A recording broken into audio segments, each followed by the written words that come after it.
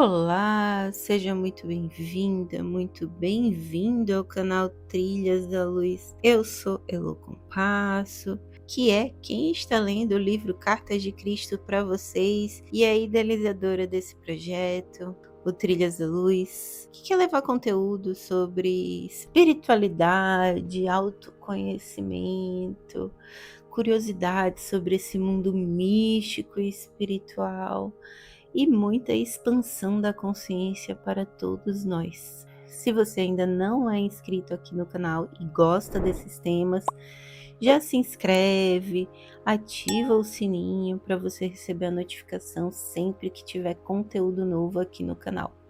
Aproveita e dá uma olhadinha aí nas nossas playlists de conteúdos. Temos meditações, orações, curiosidades, entrevistas, uma série de coisas. Eu espero que vocês gostem. E nós vamos dar continuidade agora à leitura da carta 8. Vamos para a terceira parte dessa carta. E aí, todos prontos? Vamos começar?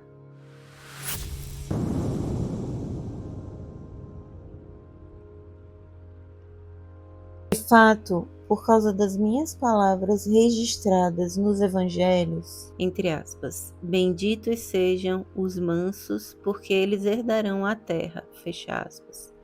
A igreja ensinou que a humildade é recomendável e talvez essa mulher, do exemplo do final da parte anterior que a gente leu, da carta 8, sinta que sua humildade, entre aspas, é o caminho para a luz, tudo maiúsculo e sublinhado. Entretanto, se essa pequena e humilde mulher encontrar a verdade, tudo maiúsculo, referente ao seu ser, entre aspas, e encontrar o caminho correto para fazer contato com a consciência universal, entre aspas, ela acabará por compreender claramente que, espiritualmente, é igual a todos os demais. Ela será inspirada para expressar-se bem e terá força para falar sua verdade, entre aspas, de uma maneira mais confiante e atraente. As pessoas começarão a respeitar essa nova pessoa e ela estará manifestando o desenvolvimento espiritual interior que ganhou durante seus momentos passados em meditação. Lembre-se de que você não está na Terra para agradar a Deus, entre aspas, conforme diz sua igreja. Está na Terra para expressar Deus, entre aspas, e para fazer um contato cada vez mais próximo com a consciência universal, até que fique livre da escravidão magnético-emocional. Devo deixar claro que minhas palavras foram mal interpretadas no Evangelho. Eu disse: bem-aventurados são aqueles de coração pacífico, porque eles herdarão a terra. Isso tudo entre aspas. Se você contemplar o mundo, verá que aqueles países de coração pacífico, entre aspas, prosperaram e vivem em harmonia com seus vizinhos. Onde há confusão e assassinatos, essa turbulência é a manifestação direta da consciência, entre aspas, de seus habitantes. Tal consciência destrói um país e gera pobreza e doença. Às vezes, um país como o Tibete, que adora o seu próprio isolamento, rituais e crenças espirituais, pode estar sufocando a si mesma sob o peso de suas próprias criações humano/espirituais. Seus habitantes necessitam ser forçados a sair para o mundo turbulento para pôr à prova suas crenças. Eles também levam o que é real em seu pensar, entre aspas, para aqueles que estão sobrecarregados com reações magnético-emocionais à vida. Eles são, em parte, o meio para aliviar a dor experimentada na sociedade moderna. Enquanto você estiver nesse caminho para a luz, tudo maiúsculo, para os reinos celestiais da consciência divina, isso entre aspas, sem dúvida terá experiências difíceis e agitadas antes de alcançar o seu verdadeiro objetivo. Você experimentará momentos de maravilhosa alegria e momentos em que o coração passará e suas emoções o perturbarão, pois sentirá que há uma barreira impenetrável entre você e a consciência divina. Talvez você tenha ouvido falar desses tempos escuros de aflição interior. Quando uma pessoa já não sabe o que ela é, nem o que deveria fazer ou onde deveria ir. Depois, de repente, justamente quando esse isolamento espiritual torna-se insuportável, o buscador entrega seu eu interior completamente, a luz ilumina sua mente e a pessoa vê alguma verdade maravilhosamente profunda sobre a existência e percebe com mais clareza sua fonte do ser, tudo maiúsculo e sublinhado. Então se enche de alegria porque Deus falou, entre aspas. Sim, a vida divina, tudo maiúsculo e entre aspas, entrou em sua consciência e elevou-a em segurança para alcançar a consciência espiritual suprema dos reinos celestiais, o reino dos céus. Portanto, o caminho para avançar é através dos momentos de profundas revelações. Esses momentos devem ser valorizados e guardados na memória. Do contrário, todo o dedicado trabalho do eu se perderá e o buscador retrocederá continuamente para o início de sua busca. A fé, sublinhado, deve ser forte em todos os momentos. As hesitações são contraproducentes. Quando eu desço aos seus planos ou dimensões da consciência, entre aspas, vejo sérios buscadores da verdade elevarem-se durante algumas horas, alegremente contarem sua experiência para outros e então, um pouco depois, duvidarem do que antes tinham certeza de ter recebido. Isso atrasa o processo de desenvolvimento espiritual. Esses momentos de dúvidas devem ser energicamente combatidos e superados por meio da meditação e oração. Pois a dúvida, tudo maiúsculo, corrói o que você conhece e acredita. A dúvida, tudo maiúsculo, é uma força negativa de consciência criativa direcionada contra a experiência da vida divina, tudo maiúsculo e entre aspas, que elevou o seu espírito para o alto, e isso tudo sublinhado. Você cria dentro de si mesmo uma pequena guerra entre a sua experiência da consciência divina e a sua cegueira humana. Você provavelmente destruirá a memória daquele momento divino e apagará todos os vestígios de elevação espiritual e desenvolvimento que ele trouxe para a sua consciência. Esse conflito o levará a sentir-se cansado e desanimado, e provavelmente nunca compreenderá que você sozinho, sem nenhuma ajuda, provocou essa transformação negativa em si mesmo. Pessoas que estão no caminho espiritual frequentemente fazem isso a si mesmas e travam seu desenvolvimento espiritual, nunca parando para se perguntar que direito elas têm de recair nessa prática de autoindulgência.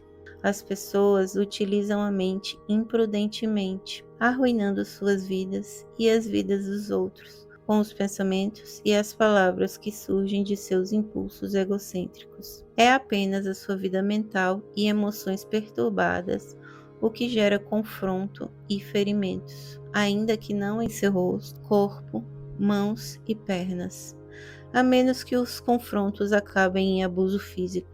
E mesmo o conflito físico tem sua origem na frustração do ego, na mente e nas emoções, o que é transmitido aos membros do corpo para que a ira incontrolável seja descarregada. Dessa maneira, casamentos e amizades começam com alegria e terminam em tristeza e rejeição mútuas, pois as pessoas acham impossível canalizar seus impulsos egocêntricos para modos de expressão que preservem a vida e o amor.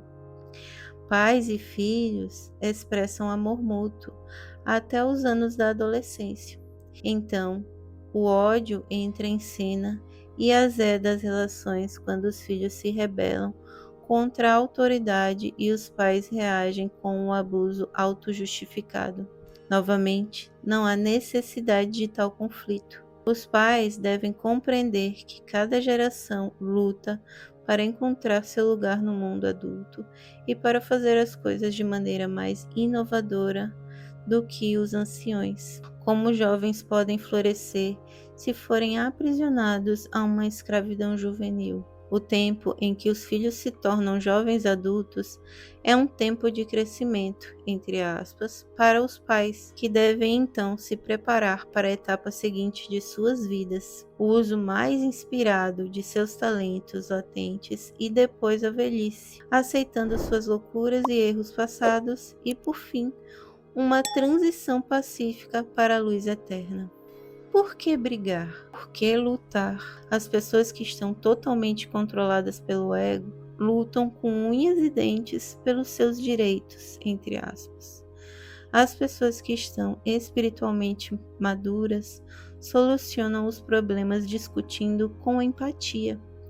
O que significa isso em termos humanos? Significa escutar o outro, reconhecendo com palavras ou em silêncio que a forma como a pessoa sentia ou sente certa situação é tão válida e digna de respeito quanto os seus próprios sentimentos. Quando você estiver envolvido em um sério confronto, na qual nenhuma das partes esteja disposta a ceder um pouco de terreno, afaste-se e se dê um tempo para compreender que você está travando uma batalha da consciência, entre aspas. A batalha não é somente o resultado do que ocorreu e se disse no calor, entre aspas, do momento. O que realmente se passa é o resultado do que vocês são, em consciência. Isso implica no contexto e história de cada um. O conflito surge da personalidade em si, do tipo de impulso egocêntrico que cada pessoa possui, das percepções básicas do que é certo ou errado, das atitudes que cada um normalmente tem em relação aos demais e para a vida em geral.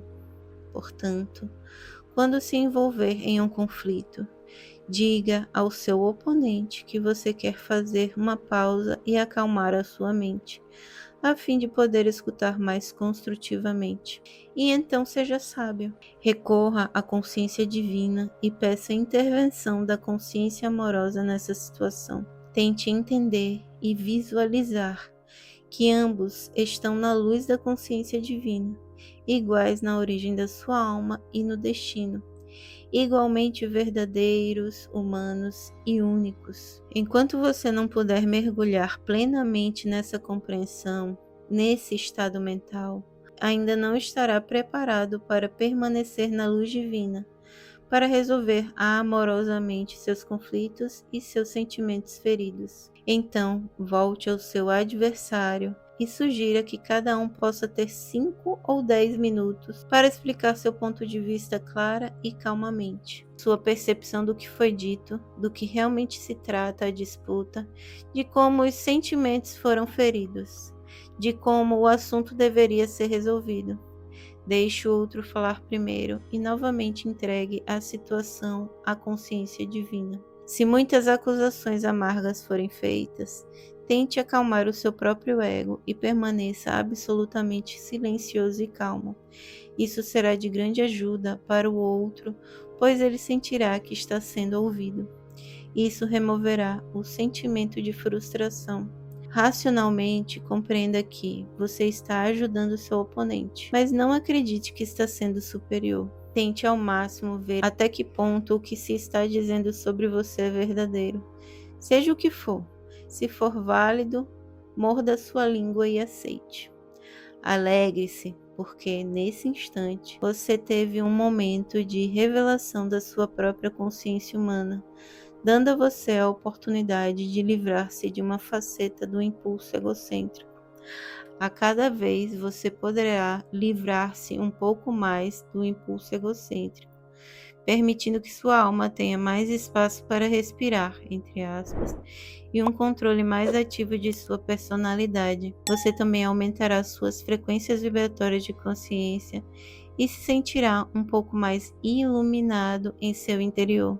Dessa maneira, você crescerá psicológica e espiritualmente. Escute os sentimentos do outro. Tente restringir os seus próprios e seja empático com as emoções do seu oponente. Sinta a dor, a indignação e as angústias dele, entre aspas.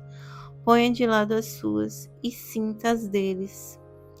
Pergunte a si mesmo: se alguém tivesse dito ou feito para você o que você disse ou fez para o outro, como se sentiria? Se puder pôr seu ego de lado o suficiente para considerar isso, então você está no caminho para a superação do tipo de impulso egocêntrico que põe a si mesmo, entre aspas, acima de qualquer outra consideração e que é incapaz de ver qualquer outro ponto de vista. Antes de falar, espere calmamente em silêncio até que os 10 minutos do seu adversário tenham terminado completamente, mesmo que ele conclua antes. Isso significa que os dois se mantenham em silêncio durante um tempo. Reconheça tão amavelmente quanto seja capaz que você ouviu o que ele disse e que pode compreender por que está aborrecido. Naquele instante de autocontrole, compreenda que você ganhou um mínimo de controle sobre si mesmo